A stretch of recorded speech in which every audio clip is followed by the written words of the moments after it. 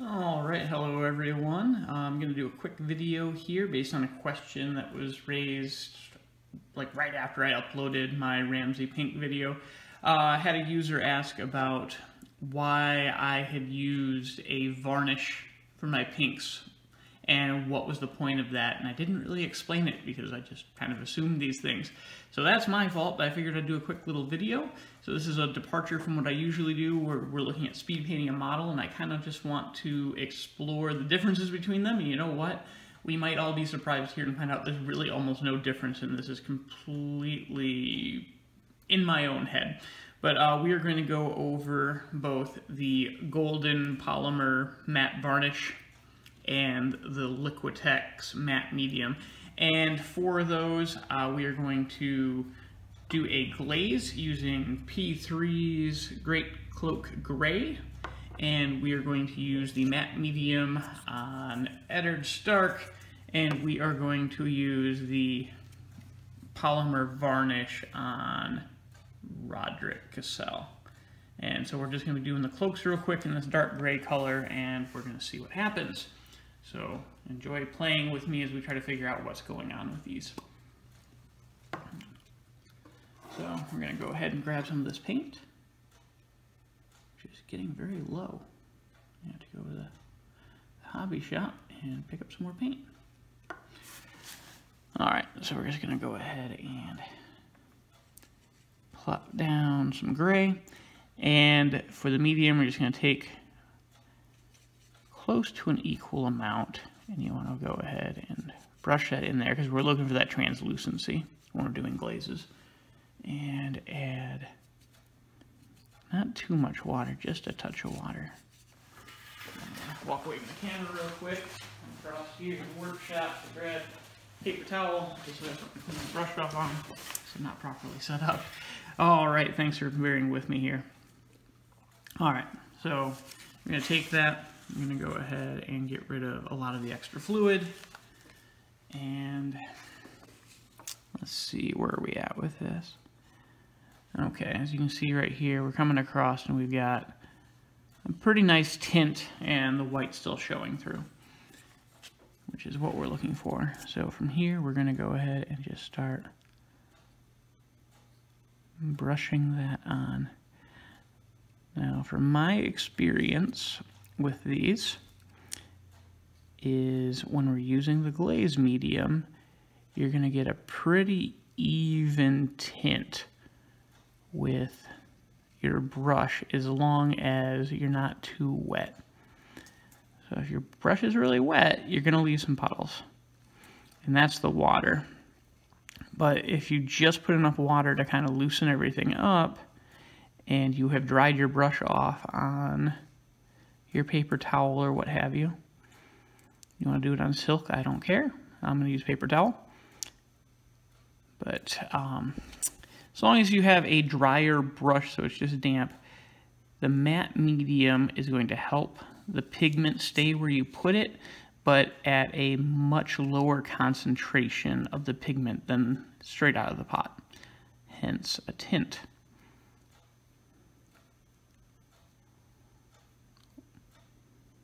So I'm going to go ahead and keep cutting in here. I wasn't planning on painting it all today.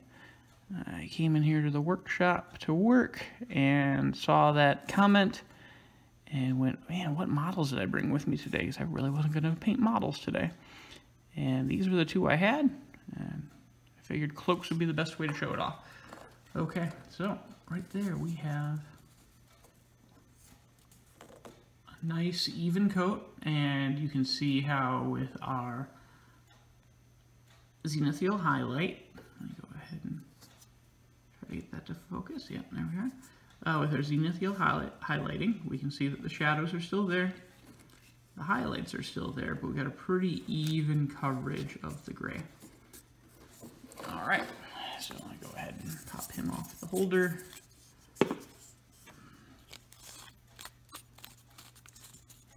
Gonna rinse off the brush.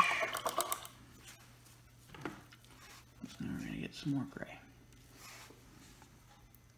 Alright, so this is going to be with the poly varnish. we're going to do it much the same way. We're going to take an equal amount of poly varnish to the paint. Change my focus back up. There we are. All right, so we're going to get an equal amount of varnish to the paint. We're going to mix that in.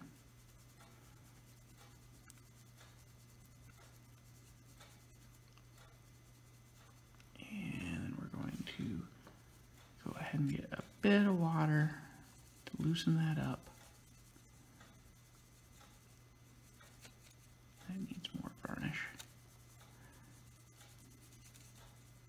Okay, again, we're just putting it here, and I'm using the white because, you know, for one, I can throw this away, and for second, it lets me see how it's glazing over the white. Okay, we're getting to be where we want it. Okay, and just a touch more water. All right, so we have a nice glaze. And this glaze should behave a lot more like the Citadel shades do. So the Citadel shades are, when they first came out with their tints and everything like that, they were sort of like, you know, instant golden demon in a bottle type thing. So the big bonus to this was the pigments wanted to flow into the deepest spots of the model. And this does a lot of, you know, water helps it flow, of course, and you can do a lot of these effects with water, but water you're more likely to get the bath ring around it. So as the water dries, the viscosity of the water and the surface tension is going to push your pigment out to the edges of the puddle. So if you had the puddle of paint there, most of your pigment's going to go, because of the tension of the water, over to the edges. So by using anything that helps break up water surface tension, that doesn't happen and they flow nicely. This poly varnish works a bit like a anything that's going to break up the surface tension that you would add to your paint. So be that a flow aid or a little bit of dish soap, whatever, to help break that up. But it also gives you some of the strengths of the medium. Sometimes you don't want that. Sometimes you just want the medium and you want a nice even coat. This should give you a little bit more flow without giving you those tide marks. There's another word for it, tide marks. You know, I guess this is why some people who do YouTube actually like script what they're going to say and they know what they're going to do. And here I'm just freewheeling around, making it up as I go.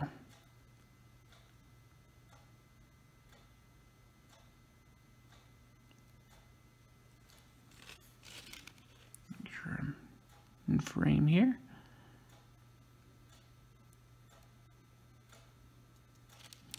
But as you can see, let me see if I can get it up to the camera and not get it to focus.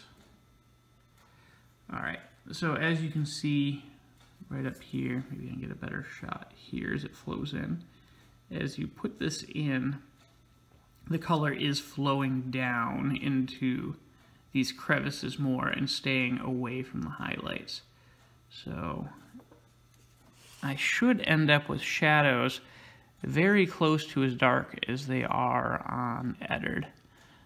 But Mr. Cassell here is going to have darker shadows and a lighter highlight, as the matte polymer is going to allow more of the pigment to run off of the raises. So, but yeah, you can see as you place the paint down, it kind of flows into each of those crevices. So this is going to help put more pigment into the traditional shadow areas as you paint. Alright. And that's fur, so I don't want to paint that around his neck. And there we go.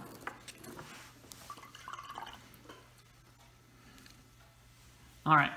I am going to pause this real quick, because you guys don't need to see me drying off these models. I'm going to hit them with the hairdryer real quick, and we will come back and take a look at the difference between the two models. Alright, I've dried off the models real quick, so let's go ahead and do a comparison. First we have Eddard Stark's cloak, and then we have Roderick Cassell's cloak. So as we tilt it around, you can see we have starker shadows on the non-stark, because we're going to have horrible puns here that just happen. Yeah, when we did that with Cassell's cloak, the color was more apt to flow off of the high rise, and that was the area that caught the most of the zenithal highlight. So being that it wanted to flow down, it's not that it really made the shadows darker, I think it just left the highlights brighter. Where when we use the medium, that does a more general tinting when it allows the work of the base coat to really shine through. So if you're looking to if you want to just tint and you want your base coat to not be lost, use matte medium. If you are looking for something to kind of flow and assist with shading, then you are going to be better served by poly varnish. Matte medium, if you're painting a bright color that is done with ink, like let's say we're doing some Lannisters and we're going to be using the Nat Full Crimson. That, I think you're going to be better served with the medium, because it's going to keep everything the same tint of red, and it's going to allow the blacks of the undercoat in the shadows to darken the red, and it allows the whites to just become a very brilliant red.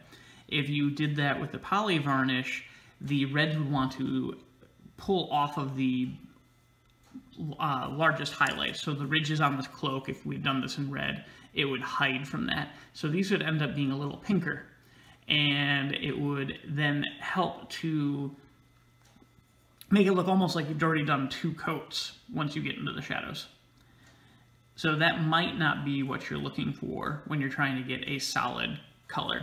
I used the poly varnish to work on the pinks for my Boltons, because when you're using something like a pink, that's a really hard color to get to really show off against black.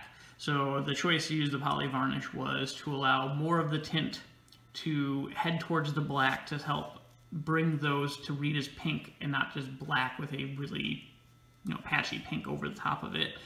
And it allowed the pinks to highlight even more towards white, which was the highlight color already on the model.